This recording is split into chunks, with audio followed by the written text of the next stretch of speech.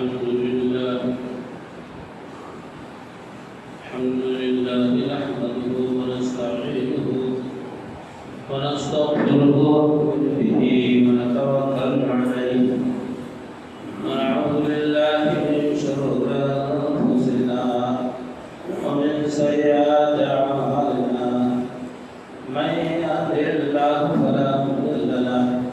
ومن يضلل فلا هادي له وأشهد أن لا إله إلا الله وحده لا شريك له وأشهد أن محمدا عبده ورسوله صلى الله تعالى عليه وسلم أما بعد فإن خير الحديث كتاب الله وخير الهدي هدي محمد صلى الله عليه وسلم وشر الأمور محدثاتها وكل محدثة بدعة وكل بدعة ضلالة وكل ضلالة في النار. أعوذ بالله السميع العليم من الشيطان الرجيم. بسم الله الرحمن الرحيم. قاف والقرآن المجيد بل عجبوا أن جاءهم منذر منهم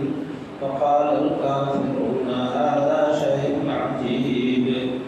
أإذا متنا وكنا ترابا ذلك رجع بعيد قد علمنا ما تنقص الأرض منهم وعندنا كتاب حفيظ بل كذبوا بالحق لما جاءهم فهم في أمر مريج أفلم ينظروا إلى السماء فوقهم كيف بنيناها وزيناها وما لها من فروج والأرض مددناها وألقينا فيها رواسي وأنبتنا فيها من كل زوج بهيج تبصرة وذكرى لكل عبد منيب. قال الله تبارك وتعالى في مقام آخر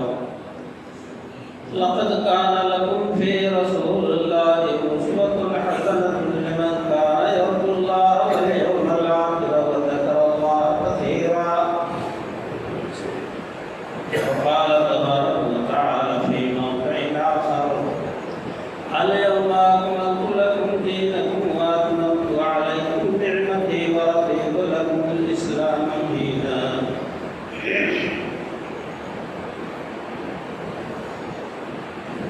اللہ رب العالمین کی ساری کائنات کا تنہا خالق و مالک حاکم و رازق اور مدبر ہے. اس کی تعریف و توصیف کے بعد بے شمار بزرگ السلام امام الانبیاء جناب محمد رسول اللہ صلی اللہ علیہ وسلم کے رہتے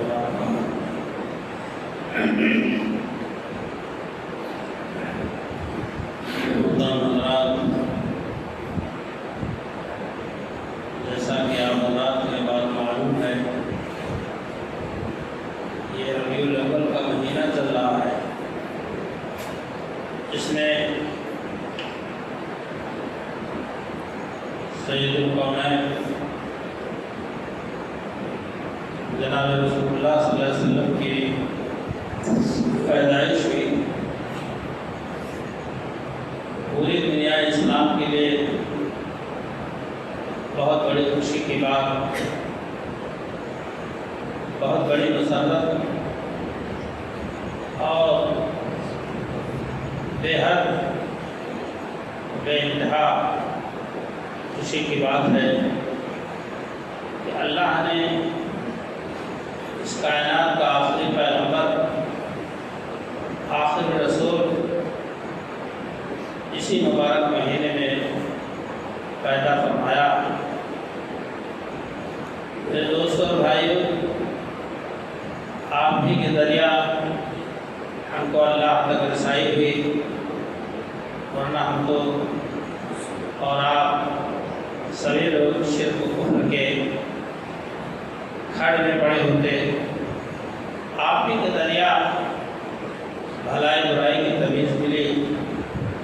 آپ صلی اللہ علیہ وسلم کے ذریعہ ہمیں یہ بات بھی معلوم ہوئی کہ ہمارا کون سا کام ایسا ہے جو اللہ کی مرضی کے مطابق ہے، یا کون سا کام ایسا ہے جو اس کی ناراضگی کا سبب ہے۔ جنت اور دوزخ کے راستے ہموار ہوئے جن لوگوں نے اللہ کی مرضی کے مطابق زندگی گزاری، ان کے لیے اللہ تعالیٰ نے جنت کے دروازے وا کر دیے، کھول دیے، اور جن لوگوں نے اللہ کی مرضی کے خلاف زندگی بسر کی ان کے لیے اللہ کے حق دوزخ کے سوا کچھ نہیں۔ میرے محترم دوستوں اور بھائیوں، ان تمام باتوں کے پیش نظر یہ مہینہ ہمارے لیے یقیناً باعث مسرت ہے، باعث خوشی ہے، اور آپ ہی کی ذات کو اللہ تعالیٰ نے ساری دنیا کے مسلمانوں کے لیے نمونہ قرار دیا، آئیڈیل قرار دیا کہ آپ ہی کی ذات دین اسلام میں نمونہ ہے۔ اگر آپ صلی اللہ علیہ وسلم کی ذات مبارکہ کو زندگی کے مسائل میں نمونہ نہ قرار دیا جاتا تو یقین جانیے کہ ہم آپ تک یہ دین صحیح معنوں میں نہیں پہنچ سکتا۔ اللہ کے رسول صلی اللہ علیہ وسلم کی نشست و برخاست، اٹھنا بیٹھنا، سونا جاگنا، شادی بیاہ، عدل و انصاف، ظلم و زیادتی کی تشریح نہیں ہو پاتی، اور انصاف کے ترازو نہ معیار پر اتر پاتے، اور اسی طرح سے بھلائی برائی کی تمیز آپس میں بالکل گڑبڑ ہو جاتی ہے۔ لیکن اللہ نے آپ صلی اللہ علیہ وسلم کی حیات طیبہ کو ہمارے اور آپ کے لیے، پوری دنیا انسانیت کے لیے نمونہ قرار دیا۔ آپ نماز کیسے پڑھیں، روزے رکھنے کے، سحر افطار کے کیا طریقے ہیں، حج کا کیا طریقہ ہے، زکوٰۃ کس طرح سے ادا کریں، میاں بیوی کے تعلقات کیسے ہوں، بچوں کی تربیت کیسے کی جائے، حلال حرام کیا چیز ہے، ان تمام باتوں میں اللہ نے اپنے نبی پاک صلی اللہ علیہ وسلم کو اسوہ اور نمونہ قرار دیا کہ آپ ان کی پیروی کریں گے تب آپ صحیح معنوں میں اسلام پر اور اسلام کا وفادار بن سکتے ہیں۔ آج میرے دوستوں اور بھائیوں، یہ نہ ہوا ہوتا، اتنی پیش بندی نہ کی گئی ہوتی، اللہ اور اس کے رسول کی طرف سے اتنی زیادہ حد بندیاں نہ کی گئی ہوتی، تو آج دین اسلام، اس کے پیروکار دین کو تو دیکھنے کو نہیں پاتے اپنی آنکھوں سے۔ جب ہر جہاز جانب ادارے کھلے ہیں، بڑے بڑے ادارے اور جامعات کھلے ہیں، اس کے باوجود قرآن و سنت پر غلاف ڈال کر کے رکھ دیا گیا ہے، حقیقت سامنے نہیں آتی ہے، بے دینی کے باتوں کو دین کا حصہ بتایا گیا، ایمان کا جز قرار دیا گیا، اور جتنی دینی باتیں تھیں اس کو لوگوں نے اپنے نظروں سے اوجھل کر دیا، عوام کے کانوں تک نہیں پہنچنے دیا۔ جب اتنے سب مسائل کے ہوتے ہوئے دین کا عالم یہ ہے کہ اتیا پاچا دکھائی دے رہا ہے، آئے دن نئے نئے ایجادات، نئی نئی بدعات، نئے نئے خرافات سامنے آ رہے ہیں، اور اس کو دین بتایا جاتا ہے، اس کو نجات کا ذریعہ بتایا جاتا ہے، اس کو اسلام کا اور دین کا حصہ اور جز بتایا جاتا ہے۔ آپ ذرا سوچئے کہ اگر اللہ کے رسول صلی اللہ علیہ وسلم اور اللہ تعالیٰ نے اتنی حد بندیاں نہ کی ہوتی تو آج کیا ہوتا؟ یہ دین اسلام اللہ تعالیٰ نے جس کی تکمیل فرمائی، جس کی تکمیل اللہ تعالیٰ نے قرآن کریم میں ارشاد فرمایا، آدم علیہ السلام سے لے کر خاتم رسول اللہ صلی اللہ علیہ وسلم اسلام دین چلتا آیا، لیکن یہ فخر مباحات، یہ عزت و شرف رسول اللہ صلی اللہ علیہ وسلم کو حاصل ہوا، اور آپ ہی کے ہاتھوں اور آپ ہی کی زبان پر اللہ نے جاری فرمایا، الیوم اکملت لکم دینکم واتممت علیکم نعمتی ورضیت لکم الاسلام دینا۔ اے نبی پاک صلی اللہ علیہ وسلم، ہم نے آج کے دن، وہ عرفات کا دن تھا، یوم عرفہ تھا، صحابہ کرام میدان عرفات کو تھے، اس وقت اللہ نے نازل فرمایا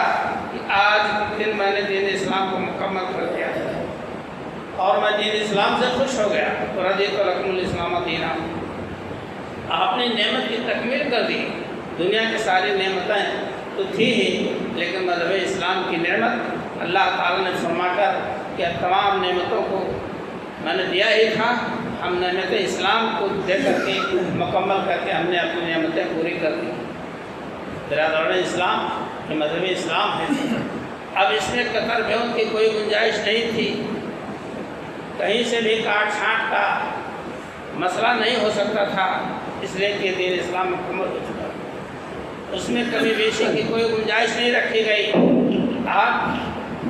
آپ جو دیکھ رہے ہیں آپ اسی قطر بیعت کا نتیجہ ہے۔ نئی نئی ایجادات، اور کہتے ہیں کہنے والے کہ یہ گھڑی، مائک، ایئر گاڑیاں، اسکوٹر، موٹر سائیکل یا ہوائی جہاز، یہ بھی تو نئی ایجادات ہیں، انہیں کیوں نہیں بدعت قرار دیا جاتا؟ عقل پڑے ایسے، عقل پر پتھر پڑے کہ وہ یہ نہیں سمجھ پائے آج تک کہ ہم اپنی زبان سے کیا بات رہے ہیں۔ قرآن و سنت کے مقابلے میں ایسی اوچھی بات کہہ رہے ہیں، زمین میں سمائے نہ آسمان میں۔ اللہ کے رسول جناب محمد رسول اللہ صلی اللہ علیہ وسلم نے فرمایا، من احدث فی امرنا ھذا ما لیس منہ فہو رد۔ ہمارے اس امر دین میں کسی نے نئی چیز پیدا کی تو وہ سمجھ میں مردود ہے۔ دین میں کوئی نئی چیز پیدا کی ہوئی، ایجاد کیا بدعت، وہ چیز مراد ہے۔ یہ ساز و سامان نہیں، دنیا کے آرام آشائش کے سامان نہیں، یہ دین کا حصہ نہیں ہے۔ اگر کسی کے پاس گھڑی نہ ہو تو ایسا نہیں ہوگا کوئی مسلمان نہیں ہے۔ کوئی مائک پر تقریر نہ کرے تو ایسا نہیں کوئی اسلام مسلمان ہمارا نہیں ہے۔ میرے دوستوں اور بھائیوں، کوئی ہوائی جہاز پر نہ بیٹھے اور نہ چلائے اور نہ جاری کرے تو ایسا نہیں کوئی دین اسلام سے خارج ہو گیا۔ تعلق اس کا دین سے نہیں ہے، وہ دنیوی اسباب سے ہے۔ آپ لوگوں کو میں بتلاؤں، اللہ کے رسول صلی اللہ علیہ وسلم جب مکہ سے مدینہ منورہ تشریف لائے تو آپ صلی اللہ علیہ وسلم نے فرمایا کہ میرا خیال ہے کہ تم تعبیر نخلہ نہ کرو۔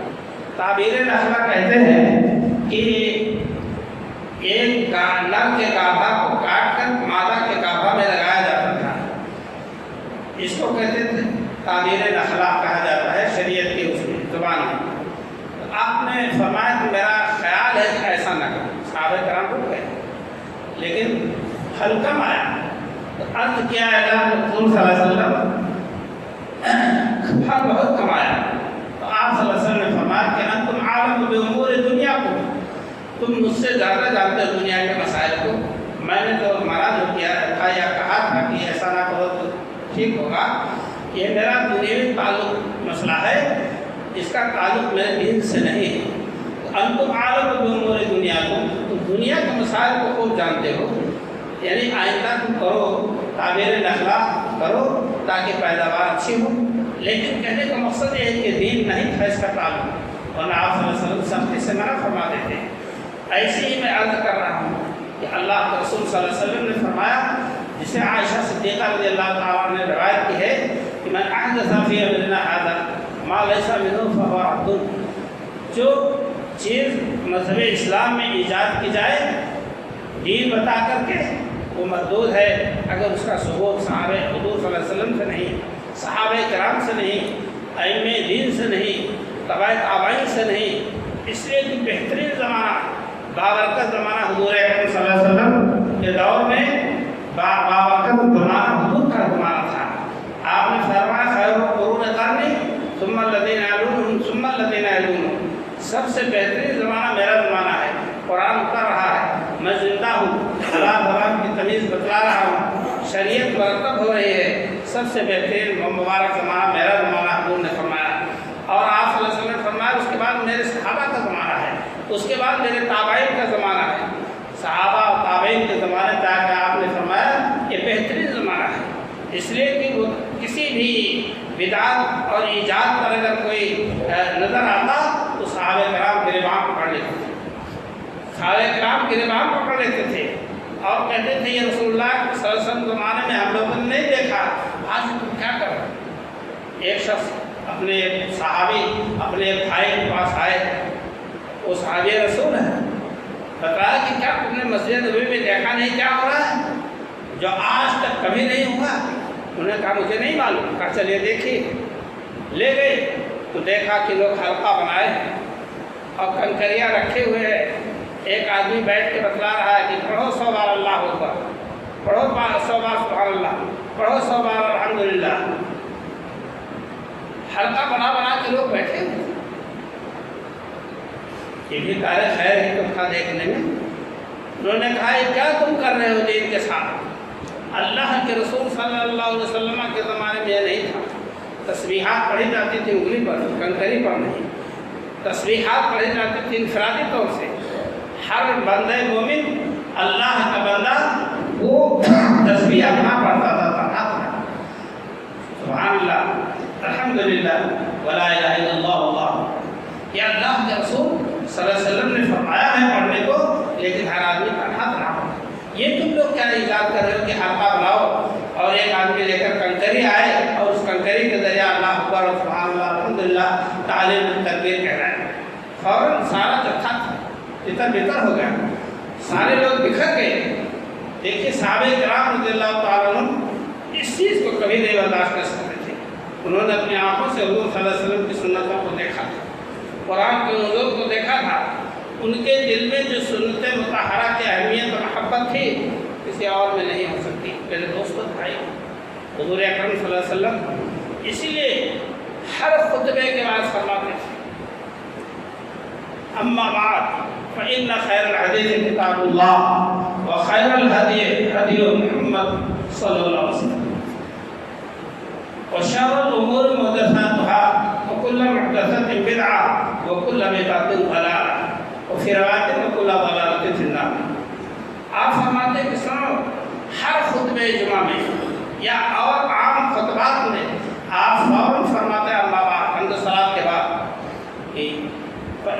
فرماتے ہیں فإن خیر الحدیث کتاب اللہ، بہترین کتاب اللہ کی کتاب ہے، بہترین کتاب، اچھی کتاب، سب سے اچھی کتاب اللہ کی کتاب ہے۔ اور شر الامور محدثاتها، اور سب سے بری چیز اس مذہب میں دین اسلام میں نئی چیز کا ایجاد ہے۔ وکل بدعۃ ضلالہ، اور ہر بدعت گمراہی ہے، اور ایک روایت میں کل ضلالۃ فی النار، اور ہر گمراہی، ہر بدعت جہنم میں لے جانے والی ہے۔ میرے دوستوں بھائی، ہر خطبہ جمعہ میں یہ پیش بندی تھی کہ آنے والی امت کے افراد ایسا نہ ہو کہ اس مذہب اسلام کے اندر قطر کا شروع کر دیں۔ آپ دیکھ رہے ہیں کہ پوری طرح سے بر صغیر میں، ہند و پاک میں، بنگلہ دیش میں، اور جہاں بھی ہو اور جس ملک میں یہ عیب پایا جاتا ہو کہ 12 ربیع الاول تو نبی صلی اللہ علیہ وسلم کے وفات کا جو دن مقرر ہے، کیونکہ 8 یا 9 ربیع الاول کو نبی صلی اللہ علیہ وسلم کی پیدائش ہے۔ احمد رضا بریلوی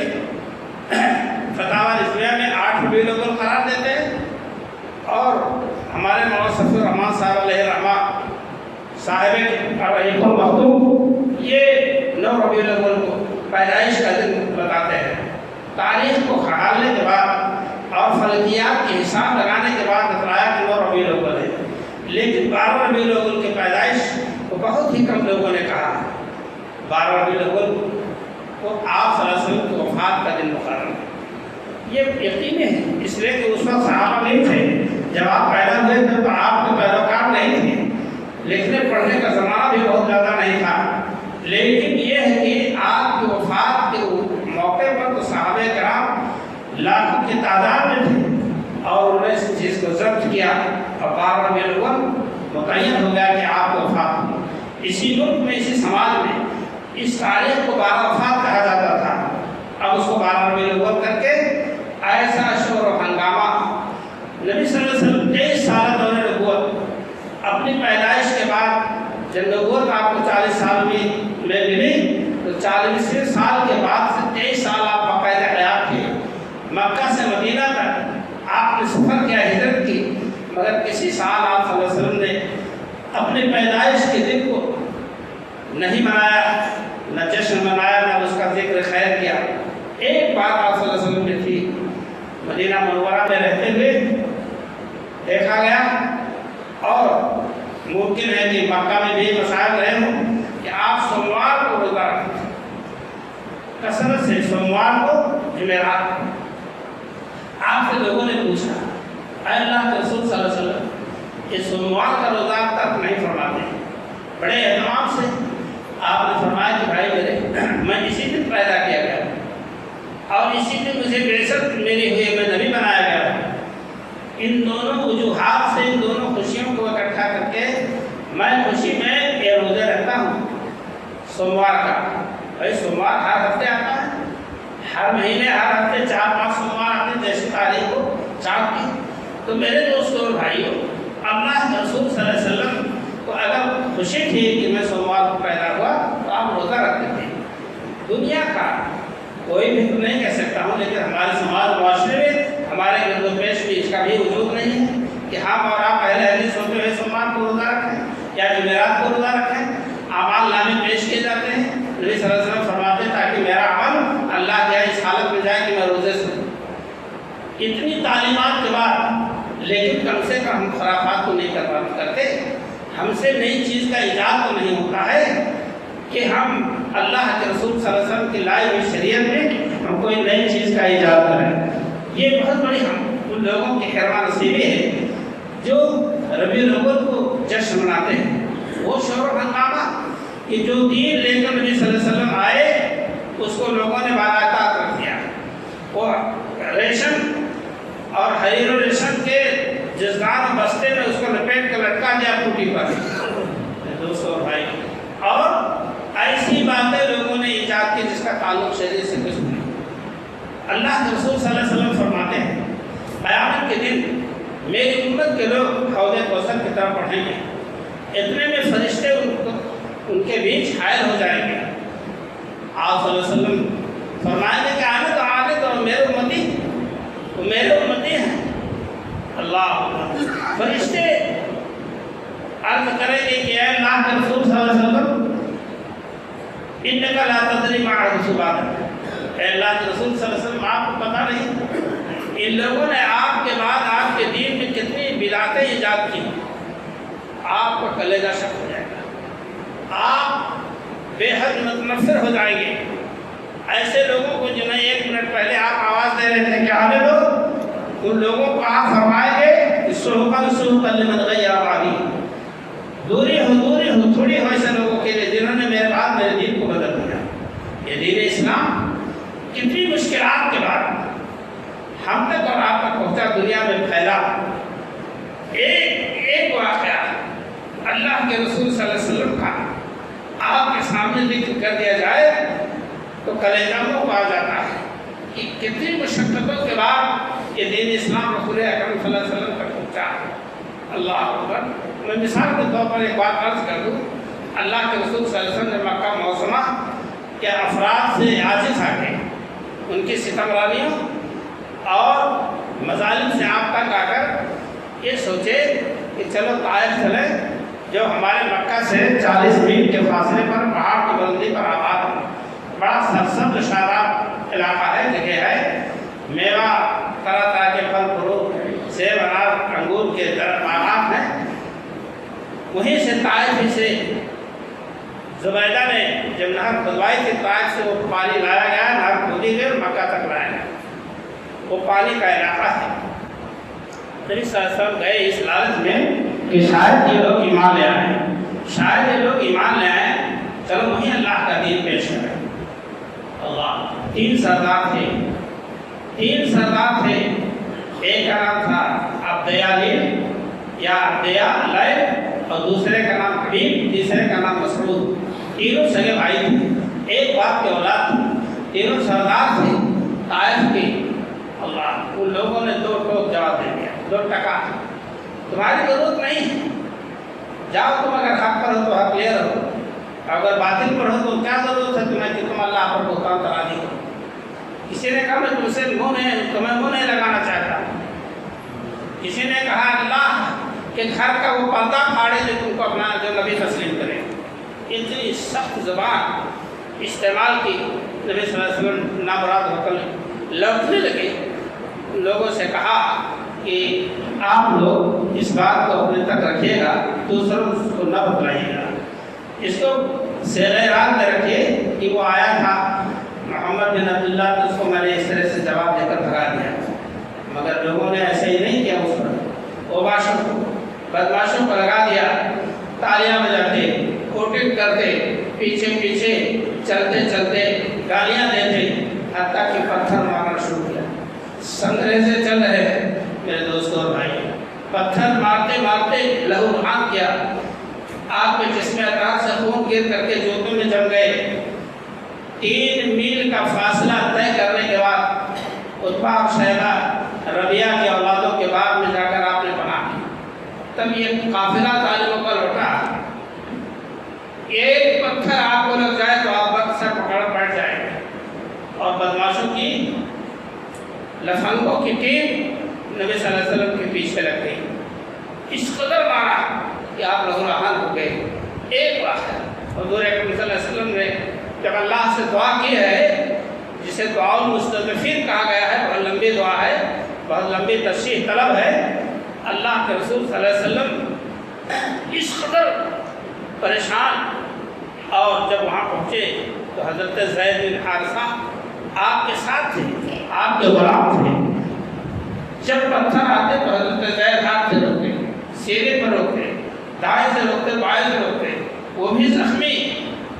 اور نبی اکرم صلی اللہ علیہ وسلم بھی زخمی۔ لیکن حضرت زید یہ نہیں چاہتے تھے کہ اللہ کے رسول صلی اللہ علیہ وسلم کو کوئی پرچہ نہ سکے، اتنی محبت تھی، اس قدر سیرہ سے مر رہے۔ اور جب اس بات میں پہنچے ہیں، فرشتہ آیا ہے اور اس نے عرض کیا کہ ہم پہاڑ کے فرشتہ، اجازت ہو تو ہم ان طائف والوں کو 2 پہاڑیوں کے بیچ میں دھر کے پیس دے۔ آپ صلی اللہ علیہ وسلم نے فرمایا نہیں، آپ صلی اللہ علیہ وسلم نے فرمایا کہ ایسا نہیں ہو سکتا ہے۔ اللہ معاذ قوم فإنهم لا يعقلون، اے اللہ میرے قوم کو ہدایت دے، کہ نہ سمجھ ہے، میرے وجود کا مقصد نہیں سمجھتے ہیں، میرے مرتبے سے ناقف ہیں، نہ واقف ہیں اللہ تعالیٰ، تو انہیں ہدایت دے دے۔ اور فرمایا یہ نہیں تو ان کے نسلیں ایمان لائیں گے آئندہ، اس لیے ان کو برباد نہ کرو۔ برادران اسلام، ہم کو اور آپ کے، ہمارے اور آپ کے دلوں کو بہلانے کے لیے حضور صلی اللہ علیہ وسلم کا یہی ایک واقعہ بہت کافی ہے کہ آپ نے اس دین اسلام کے فروغ کے لیے کتنی پریشانیاں اٹھائیں، جبکہ بار بار اللہ کی طرف سے تنبیہ آ رہی تھی، لعلک باخع نفسک علی آثارہم ان لم یؤمنوا بہذا الحدیث۔ اے نبی، لگتا ہے آپ اپنی جان کھو دیں گے ان کے ایمان کے پیچھے، نہیں لاتے ہیں نہ لائیں، آپ بالکل بے فکر ہو کر کے دین کی تبلیغ کرتے، بقیہ ذمہ داری آپ کی نہیں ہے اتنی کہ آپ جان کھپا دیں۔ اور بھی آیتیں اس سلسلے میں اللہ نے اتاری آپ کو تسلی اور ٹھارس کے لیے، آپ کا کام صرف پہنچا دینا ہے، اور ایسا نہیں ہے کہ آپ ان کے جان کے پیچھے اپنی جان کو کھپا دیں۔ میرے دوستوں اور بھائیوں، اسی دین اسلام کو آج نوچ نوچ کے لوگوں نے 72 فرقوں میں تقسیم کر لیا، اور ہر ایک نے جھنڈا بلند کیا، انا الحق، میں حق پر ہوں۔ اللہ رسول اللہ صلی اللہ علیہ وسلم کے نام سے حوالہ نہیں دے کے مسئلہ بتاتے ہیں، ہمارے امام نے بتایا، ہمارے بزرگوں نے بتایا، ہمارے علماء نے بتایا۔ اگر اسی جگہ یہ کہتے ہیں ہمارے پیارے رسول صلی اللہ علیہ وسلم نے مسئلہ بتایا ہے، تو کتنی اچھی بات ہو، کتنا بڑا ثواب ہو۔ مسائل کو اگر اللہ کے رسول کی طرف نہیں منسوب کیا جاتا، اللہ کے کلام کی طرف نہیں منسوب کیا جاتا، تو پھر سمجھتی ہے کہ آپ نے خیانت کی ہے دین کے ساتھ، آپ دغاباز ہیں دین کے، آپ دین کو کھلواڑ سمجھ رہے ہیں، بازی اطفال اور کھلونا سمجھ رہے ہیں لڑکوں کا۔ یہ دین ایسا نہیں ہے۔ حضور اکرم صلی اللہ علیہ وسلم نے فرمایا تھا کہ اللہ نے فرمایا کہ ما آتاکم الرسول فخذوہ وما نہاکم عنہ فانتہوا۔ رسول اللہ صلی اللہ علیہ وسلم جو تمہیں حکم دے یا کوئی چیز دے تو لے لو، اور جس سے روک دے فوراً باز آ جاؤ۔ ہمارا تو یہ طریقہ ہونا چاہیے کہ آپ نے ہم کو کہاں منع فرمایا، ہم کو کہاں حکم دیا؟ کہتے رسول اکرم صلی اللہ علیہ وسلم نے کہاں منع فرمایا کہ 12 بیلوں کو جشن نہ مناؤ؟ اللہ اکبر۔ ما آتاکم الرسول فخذوہ وما نہاکم عنہ فانتہوا لقد کان لکم فی رسول اللہ اسوۃ حسنہ۔ تمہارے لیے نبی صلی اللہ علیہ وسلم کی زندگی میں اسوہ نمونہ ہے، تمہارے لیے سب کے لیے مسلمان۔ نبی صلی اللہ علیہ وسلم کی زندگی میں وہ چیز نہیں پائی گئی کہ آج 12 بیلوں ہے جشن مناؤ۔ حق تو یہ ہے، حقیقت یہ ہے، تاریخ اس پر شاہد ہے، آپ صلی اللہ علیہ وسلم جب ہجرت فرما کر قبا پہنچے اور قبا سے مدینہ کے لیے روانہ ہوئے اور مدینہ منورہ میں آپ داخل ہوئے، وہ 12 ربیع الاول کی تاریخ تھی، وہ جمعہ کا دن تھا، 12 ربیع الاول کی تاریخ کے جمعہ کا دن تھا۔ آپ صلی اللہ علیہ وسلم جمعہ کی نماز بنو سالم کے محلہ میں ادا کی اور اس کے بعد مدینہ کی طرف رخ فرمائے تو ایک یہودی نے آواز دی ہے، مدینہ والوں وہ دیکھیے وہ آ رہا ہے تمہارا نبی، سرۃ المدہ پہاڑ سے ظاہر ہو چکا ہے۔ مدینہ والے فوراً ہتھیار کھڑا کر کے خوشی کا کیا عالم رہا، کیا منظر رہا، وہ بیان سے باہر ہے، سواری پر سوار ہو کر اور ہتھیار سے سج دھج کر اہل مدینہ استقبال کے لیے آئے، نعرے تکبیر سے فضا بند تھی، گونج رہی تھی اور بچے خوشی سے اشعار پڑھ رہے تھے۔ اور جب آپ صلی اللہ علیہ وسلم کی سواری باد بہاری مدینہ کے اندر داخل ہوئی تو ہر قبیلے کا سردار، ہر قبیلے خاندان کا آدمی آپ کے سامنے آتا اور عرض کرتا، اللہ کے رسول صلی اللہ علیہ وسلم ایک گھر ہے، گھر ہے، ایک خیش و توار ہے، آپ کے قدموں پر نچھاور ہے، آپ قبول کیجئے ہمارے یہاں تشریف رکھیں۔ آپ فرماتے چھوڑ دو، اللہ کی اونٹنی جہاں چاہے گی بیٹھ جائے گی، وہی ہماری آخری منزل ہوگی، میں اپنی زبان سے اپنی طرف سے کسی کو اس کا حق نہیں دے سکتا۔ میرے دوستوں اور بھائیوں، خوشی کا کیا حضرت انس رضی اللہ عنہ کہتے ہیں، خادم رسول صلی اللہ علیہ وسلم کہتے ہیں، جس دن رسول اللہ صلی اللہ علیہ وسلم تشریف لائے مدینہ منورہ سا روشن دن ہم نے نہیں دیکھا، جس دن رسول اللہ صلی اللہ علیہ وسلم کا انتقال ہوا اس دن سے تاریخ ہم نے نہیں دیکھا مدینہ میں۔ میرے دوستوں اور بھائیوں، صحابہ کرام کو وہ تھے، اسی لیے آپ صلی اللہ علیہ وسلم کے پیروکاروں کو بھی اللہ تعالیٰ نے معیار حق قرار دیا اور فرمایا کہ فَإِنْ آمَنُوا بِمِثْلِ مَا آمَنْتُمْ فَقَدِ اهْتَدَوْا، اگر لوگ ایمان لے آئے صحابہ کرام کی طرح تو ہدایت یافتہ ہو جائیں۔ صحابہ کرام کے ایمان کو اللہ نے معیار قرار دیا۔ صحابہ کرام اور بعد آخری سوال، صحابہ کرام نے جشن نہیں منایا عید میلاد النبی کا، یہ خرافات کرنے والے اذان ہوتی ہے ظہر کی، شریع کا نماز نہیں ہوتے، عصر کی نماز نہیں پڑھتے، تھکے ہارے آئے تو مغرب سے لے کر عشاء فجر تک سوتے رہے، نمازوں کی پرواہ نہیں، جس نمازوں کے لیے اللہ کے رسول صلی اللہ علیہ وسلم اور شریعت کی تاکید آپ کو معلوم ہے کہ نبی صلی اللہ علیہ وسلم بستر عدالت پر تھے اور بستر موت پر تھے، دنیا سے جدا ہونے والے تھے، آپ نے فرمایا کہ الصلاۃ والصلاۃ وما ملکت ایمانکم، اے لوگوں نماز نماز اس کا خیال رکھنا جو تمہارے ماتحت ہیں ان کا، اس لیے تم سے اس کے بارے میں سوال کیا جائے گا۔ اللہ کے رسول صلی اللہ علیہ وسلم جس بات کی تعلیم و ترغیب دم آخر تک فرماتے رہے اس کی طرف ہماری کوئی توجہ نہیں، ہمارا کوئی خیال نہیں، اور اوچھی باتوں پر جس کا شریعت سے کوئی تعلق نہیں اس کے لیے ہم جان چھڑک رہے ہیں، اسی کو دین و ایمان سمجھ لیا۔ یاد رکھیے کہ قیامت کے دن آپ ہوں گے، حوض کوثر ہوگا، نبی صلی اللہ علیہ وسلم دست مبارک سے آب کوثر دیتے ہوں گے، جب امت کے افراد لپکیں گے تو فرشتے گواہی دے دیں گے کہ انہوں نے آپ کے دین کو بدل کر رکھ دیا۔ اللہ کے رسول پھٹکار دیں گے، منہ پھیر لیں گے اور فرمائیں گے پوری ہو سب کے لیے جنہوں نے ہمارے دین کو بدل دیا۔ میرے دوستوں بھائیوں، اللہ تعالیٰ کا کلام آپ پڑھتے جائیے